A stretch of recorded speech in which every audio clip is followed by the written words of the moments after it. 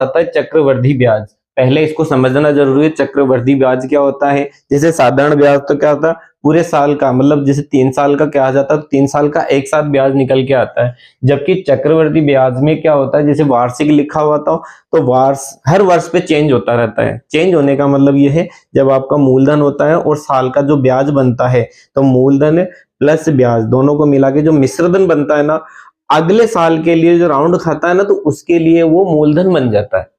फिर मूलधन प्लस ब्याज मिलके फिर मिश्रधन बनेगा और मिश्रधन वापस आके मूलधन बन जाता है। इस तरीके से हर साल में ये चेंज होता रहता है।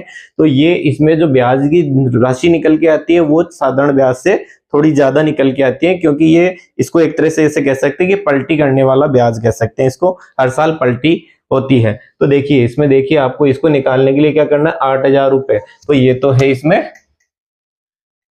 मूलधन दिया हुआ है हमारे पास 8,000 रुपए, इसको लिख लेंगे हम। इसके बाद दिया हुआ है समय, दिया हुआ है समय लिख लेंगे हम। समय बराबर 2 वर्ष है। दर हमारे पास है 5 और पूछा है हमें चक्रवृद्धि ब्याज।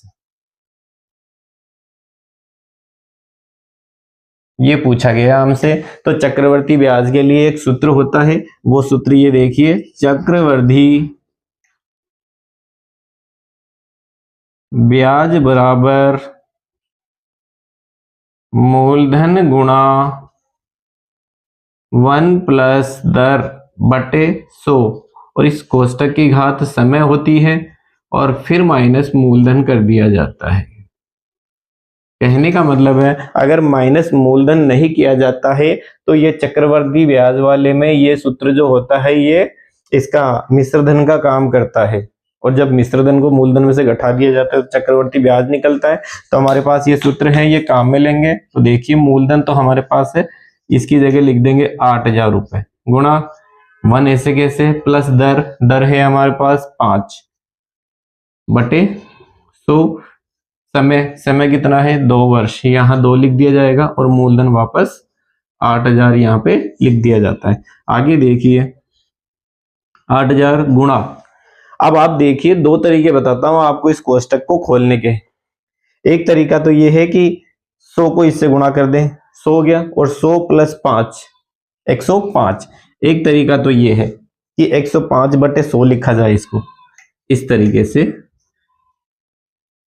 और इसकी घात 2 लगा दी जाए और ये से लिख दिया जाए। और दूसरा तरीका ये देखना आपको कि अगर यहाँ 5 लिख रहा है तो आपको 105 बना देना है, 10 लिख रहा है तो 110 बना देना है, और 12 लिखा हुआ तो 112 लिख देना और बटे में 100 लगा देना है डायरेक्ट अगर करना हो तो आपको। देखिए अब आगे यहाँ पे 8,000 लिखा हुआ है गुणा 105 बटे 100, इस कोष्टक को स्क्वायर बना हुआ है इसलिए इस कोष्टक को 2 बार हमें गुणा में लिख देना है। तो देखिए 105 बटे 100 गुणा 105 बटे 100, और माइनस में कौन है हमारे पास 8,000। आगे देखिए इसमें गुणा का चिन्ह है, माइनस का चिन्ह है, गुणा का चिन्ह है। तो पहले गुणा वाली इक्वेशन पहले होती है क्योंकि बोर्डमास का नियम यही कहता है। तो देखिए हम नीचे वाली की इसके 2 जीरो यहां से हटा देते हैं और इसका ये 8 इससे क्रॉस कर देते हैं।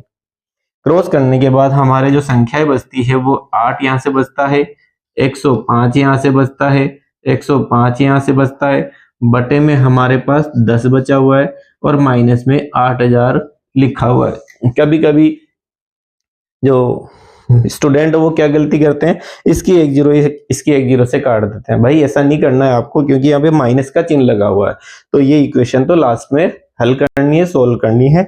तो इसके बाद में इन सभी संख्याओं को गुणा कर लिया जाता है और गुणा करने के बाद 10 का उसमें भाग लगा के और 8,000 को उसमें से घटा दिया जाता है। और इसी को जब आगे यहाँ हल करते हैं तो देखिए 105 को 105 से गुणा करते हैं तो ये वाला तो हो जाता है हमारे पास 11,025, गुणा में हमारे पास 8 था, बटे में हमारे पास 10 था, और यहाँ पे माइनस 8,000 लिखा हुआ था। तो आप देखिए 11,025 को जब 8 से गुणा किया जाता है तो ये हो जाता है 88,200, बटे में 10 रहता है, माइनस 8,000 लिखा हुआ है इस तरीके से।